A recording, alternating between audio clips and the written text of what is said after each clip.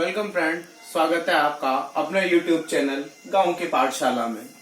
पिछली क्लास में हम मेंडल और मेंडल के नियमों के बारे में पढ़ चुके हैं और उसको अच्छे से समझ चुके हैं। मैं आशा करता हूं कि आपको अच्छे से समझ में आया होगा।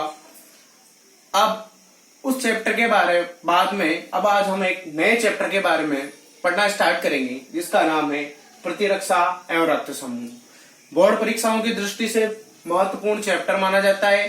3 अंक का एक प्रश्न इसमें से जरूर आता है। तो आइए स्टार्ट करते हैं आज हम प्रतिरक्षा एवं रक्त समूह यानी इम्यूनिटी एंड ब्लड ग्रुप। तो प्रतिरक्षा के बारे में वैसे आप जनरल तो सभी जानते होंगे कि प्रतिरक्षा होती क्या है। कि जब भी हमारे शरीर के अंदर कोई भी बीमारी हो जाती है, जैसे कि हमारे को बुखार आ जाना है या कुछ भी होता है हमारे शरीर में, किसी भी प्रकार की जब बीमारी हो जाती है तो उसको क्या होता है, उसका शरीर हमारे शरीर के अंदर जो प्रतिरक्षी उत्पन्न होती है वो उसको क्या करती है, नष्ट करती है। हमारी जो इम्यूनिटी जिसको हम बोलते हैं वो उसको क्या करती है, नष्ट करती है, हमारे शरीर को रोगाणुओं से बचाती है। तो उसे हम किसके अंदर लेते हैं, प्रतिरक्षा में। तो आइए हम स्टार्ट करते हैं प्रतिरक्षा एवं रक्त समूह। तो हमारा पहला जो टॉपिक है वो है प्रतिरक्षा विज्ञान। की प्रतिरक्षा विज्ञान होती क्या है। जब आपको एक चीज अच्छे से पता होगी कि विज्ञान क्या होती है, यानी जो प्रकृति का क्रमबद्ध अध्ययन होता है उसे हम क्या कहते हैं, विज्ञान कहते हैं। विज्ञान की अलग अलग ब्रांचें होती है जिसमें अलग अलग सब्जेक्ट की स्टडी करी जाती है। तो अब आज हम किसके बारे में पढ़ेंगे, प्रतिरक्षा विज्ञान के बारे में। तो देखिए प्रतिरक्षा विज्ञान होती क्या है कि रोगाणुओं के उन्मूलन के लिए, किसके उन्मूलन के लिए, रोगाणुओं के उन्मूलन के लिए या उनको नष्ट करने के लिए जो शरीर में होने वाली क्रियाएं, यानी शरीर में जितनी भी क्रियाएं होती है तथा उनसे संबंधित तंत्र, यानी हर पर्टिकुलर हमारे शरीर में अलग अलग तंत्र पाए जाते हैं जो हर चीज से अलग अलग संबंधित होता है। तो हम कहना चाह रहे हैं कि रोगाणुओं के उन्मूलन के लिए या उनको नष्ट करने के लिए शरीर में होने वाली क्रियाएं तथा जो उनसे संबंधित तंत्र का जो अध्ययन हम करते हैं उसी को हम क्या कहते हैं, प्रतिरक्षा विज्ञान कहते हैं। यानी ये क्या है, अध्ययन है किसका, हमारे शरीर में जो रोगाणु होते हैं उनको नष्ट करने के लिए जो क्रियाएं होती है तथा उनसे संबंधित जो तंत्र होता है उसको हम क्या कहते हैं, प्रतिरक्षा विज्ञान कहते हैं। अब देखिए जो ये प्रतिरक्षा विज्ञान है इसके बारे में हमने अभी परिभाषा में देख ही लिया। अब हम पढ़ते हैं प्रतिरक्षा के बारे में कि हमारे शरीर में अगर कोई भी बीमारी हो रही है तो वो उसको किस प्रकार से हमारा शरीर उनसे लड़ रहा है, किस प्रकार से हमारा शरीर उनके प्रति रेस्पॉन्स कर रहा है, उसके लिए हमें हमारे शरीर में ऐसा क्या होता है, कौन सी विधियां होती है जो क्या करती है, उनके बारे में हम पढ़ते हैं। तो देखिए उसके पहले अपने पास सबसे पास आता है प्रतिरक्षा विधियां, कि हमारे शरीर में जो प्रतिरक्षा पाई जाती है जो कि बाहरी रोगाणुओं से लड़ती है, हमारे शरीर को बीमारियों से बचाती है। तो वो कौन कौन सी विधियां होती है। देखिए कि जो प्रतिरक्षा विद्या होती है ना, ये 2 प्रकार की होती है। कितने प्रकार की होती है, 2 प्रकार की, यानी 2 प्रकार की प्रतिरक्षा विधियां होती है। उनमें सबसे पहली जो आती है वह होती है स्वाभाविक प्रतिरक्षा, और जो दूसरी होती है वो क्या होती है, उपार्जित प्रतिरक्षा। ये 2 प्रकार की होती है। ध्यान से देखिएगा, समझने की कोशिश करिएगा मैं क्या कहना चाह रहा हूँ। कि जो प्रतिरक्षा विधियां है वो कितने प्रकार की होती है, 2 प्रकार की होती है। कौन कौन सी, स्वाभाविक प्रतिरक्षा और उपार्जित प्रतिरक्षा। अब देखिए फ्रेंड्स, मैं जो शब्द आपको बोल रहा हूं उसको समझने की कोशिश कीजिएगा। स्वाभाविक मतलब अपने आप, यानी स्वाभाविक यानी अपने आप ही जो प्रतिरक्षा हमारे शरीर में होगी वो क्या कहलाएगी, स्वाभाविक। यानी स्वाभाविक प्रतिरक्षा वह प्रतिरक्षा होती है जो जन्मजात होती है। इसे सामान्य हम क्या कहते हैं, प्राकृतिक प्रतिरक्षा भी कहते हैं। यानी ये क्या होगी, ऑलरेडी हमारे शरीर के अंदर मौजूद होगी। इस प्रकार की जो प्रतिरक्षा होती है उसे हम क्या कहते हैं, स्वाभाविक प्रतिरक्षा कहते हैं। अब आइए हम इसका जो दूसरा प्रकार है उपार्जित प्रतिरक्षा उसके बारे में पढ़ लेते हैं। अब देखिए फ्रेंड्स, मैं कह रहा हूं अगर आप शब्दों पे ध्यान दोगे ना तो बहुत अच्छे तरीके से समझ में आएगा। उपार्जित, उपार्जित मतलब पाना, उपार्जित मतलब मिलना, यानी बाहर से मिलना। स्वाभाविक की बात नहीं कर रहे हम, उपार्जित, उपार्जित मतलब मिलना, यानी कहीं ना कहीं किसी न किसी तरीके से हमारे को क्या हो रही है, मिल रही है। देखो उपार्जित, ये जो उपार्जित प्रतिरक्षा होती है ना फ्रेंड्स, ये भी 2 प्रकार की होती है। इनको हम अभी आगे पढ़ेंगे कि कौन कौन सी होती है। पहले इसके बारे में पढ़ लेते हैं कि उपार्जित प्रतिरक्षा क्या होती है। उपार्जित प्रतिरक्षा, ये क्या होती है? ये विशिष्ट प्रतिरक्षा होती है, यानी एक प्रकार की विशिष्ट प्रतिरक्षा होती है। इस प्रतिरक्षा में पोषक सूक्ष्म जीव या बाह्य रोगाणु पर प्रभाव दिखाता है और इस प्रकार की प्रतिरक्षा में प्रतिरक्षियों का क्या होता है? निर्माण होता है, यानी किसी भी कोई भी बाहरी बीमारी है उसके यानी जो पोषक होता है उस पर प्रभाव दिखाएगी और जो बाहर से आने वाली बीमारी है उसके लिए अपने आप को क्या करेगी? तैयार करेगी और उससे लड़ने के लिए अपने आप तैयार होगी कि हाँ मुझे जो बाहर से बीमारी आ रही है या जो रोगाणु आ रहे हैं उनसे क्या करना है? फाइट करना है, उनसे लड़ना है। अब मैंने बोला था आपको कि ये दो प्रकार की होती है। कितने प्रकार की होती है? दो प्रकार की। तो देखिए आइए हम देखते हैं कि कौन कौन से इसके दो प्रकार होते हैं और उसमें क्या क्या स्पेसिफिक चीज होता है। तो देखिए इसका जो पहला प्रकार है फ्रेंड्स वो है सक्रिय प्रतिरक्षा। सक्रिय यानी एक्टिव, एक्टिव रहती है, मतलब ये हमेशा सक्रिय रहती है। तो देखिए शरीर स्वयं प्रतिरक्षियों का निर्माण करता है, यानी ये जो सक्रिय प्रतिरक्षा रहती है ना, इसका क्या होता है? अपनी जो बॉडी है, अपना जो शरीर है, खुद इनका निर्माण करता है।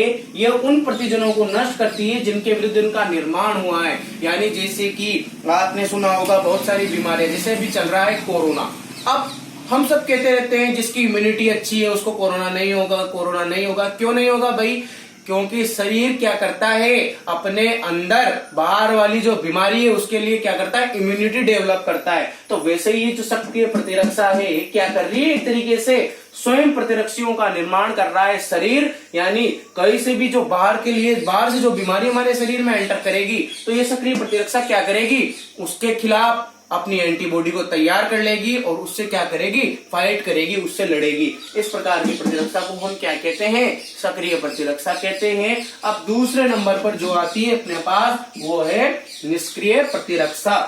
यानी देखो इस प्रतिरक्षा में विशेष प्रतिजनों के लिए शरीर के बाहर से प्रतिरक्षियों को प्रविष्ट कराया जाता है। मतलब ये प्रतिरक्षा शरीर के अंदर नहीं बनेगी, ध्यान से समझने की कोशिश कीजिएगा।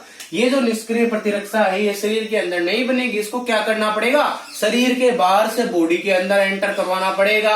यानी ये क्या करती है? बाहर से प्रतिरक्षियों को प्रविष्ट कराया जाता है। इस प्रकार की प्रतिरक्षा क्या कहलाती है? निष्क्रिय प्रतिरक्षा कहलाती है। जैसे कि आपने टीकों का नाम तो सुना ही होगा। टिटनेस कभी लग जाती है लोहे की तो क्या करते हैं? जाके टिटनेस का अपन टीका या टिटनेस का जो इंजेक्शन लगवाते हैं वो क्या है? वो बाहर से ही तो प्रविष्ट कराई जा रही है, अंदर थोड़ी बन रही है। अगर अंदर बन रही होती तो हमारे को लगाने की जरूरत होती क्या? बिल्कुल नहीं होती।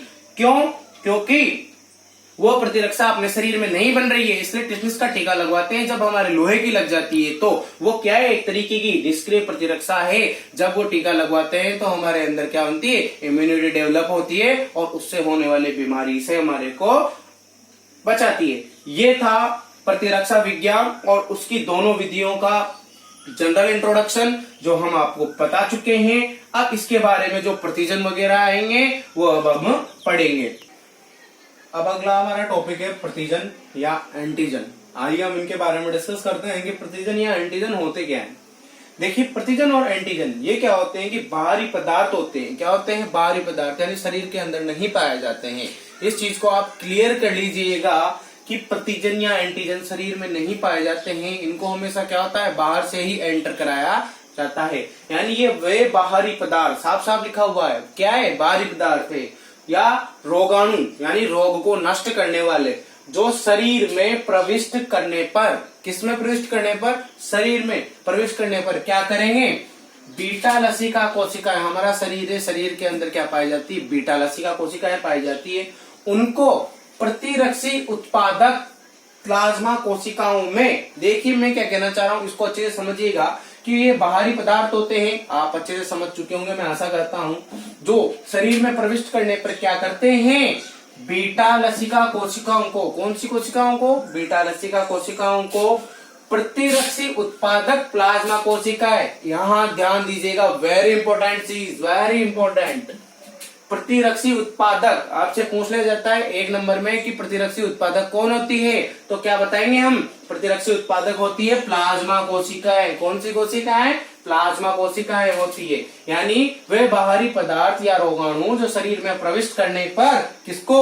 बीटा लसिका कोशिकाओं को क्या करते हैं? प्रतिरक्षी उत्पादक। कौन से उत्पादक? प्रतिरक्षी उत्पादक प्लाज्मा कोशिकाओं में क्या कर देते हैं? रूपांतरित कर देते हैं। तथा प्रतिरक्षी उत्पादन के लिए क्या करते हैं, प्रेरित करते हैं। इसे हम क्या कहते हैं, प्रतिजन या एंटीजन कहते हैं। तो ये सिंपल सी परिभाषा थी प्रतिजन या एंटीजन की। ये जो एंटीजन होते हैं इनका आणविक भार कितना होता है, 6000 डाल्टन होता है या उससे भी ज्यादा होता है। अब इससे संबंधित एक छोटी सी परिभाषा और है जिसको हम डिस्कस करते हैं, प्रतिजन निर्धारक। निर्धारक मतलब निर्धारित करने वाले कि कौन किससे कहां जुड़ेगा, कौन किसके लिए क्या कार्य करेगा। यानी प्रतिजनों का वह अंश, यानी जो बाहर से एंटर करवा रहे हैं प्रतिजन, उनका वह भाग, जैसे मान लो ये कोई प्रतिजन है यहाँ पर, अब इसका छोटा सा पार्ट या छोटा सा अंश, यानी प्रतिजनों का वो अंश जो किससे जुड़ेगा, प्रतिरक्षियों से जुड़ता है। किससे जुड़ता है, प्रतिरक्षियों से जुड़ेगा। यानी इसका ये छोटा सा भाग मान लो इस प्रतिरक्षियों से जुड़ता है, तो वो क्या कहलाता है, ये कहलाता है प्रतिजन निर्धारक। यानी प्रतिजनों का वो अंश जो प्रतिरक्षियों से जुड़ता है उन्हें हम प्रतिजन निर्धारक कहते हैं। आज के लिए इतना ही काफी है, बाकी का हम अगली क्लास में पढ़ेंगे। मैं आशा करता हूँ आपको अच्छे से समझ में आया होगा। लाइक शेयर कीजिए और सब्सक्राइब कीजिए। सब्सक्राइब करने के कोई पैसे नहीं लगते, आगे से आगे तक पहुंचाइए। 10th बोर्ड के जो भी स्टूडेंट हैं उनको काफी बेनिफिट होगा, क्योंकि आपको पता है अभी कोरोना चल ही रहा है और गवर्नमेंट की तरफ से अभी कोई क्लियरिफिकेशन नहीं है। तो जो तैयारी होगी वो घर पे बैठकर हम आसानी से कर सकते हैं। तो मैं आपसे रिक्वेस्ट करता हूं कि इसको लाइक, शेयर और सब्सक्राइब जरूर कीजिए। Thank you.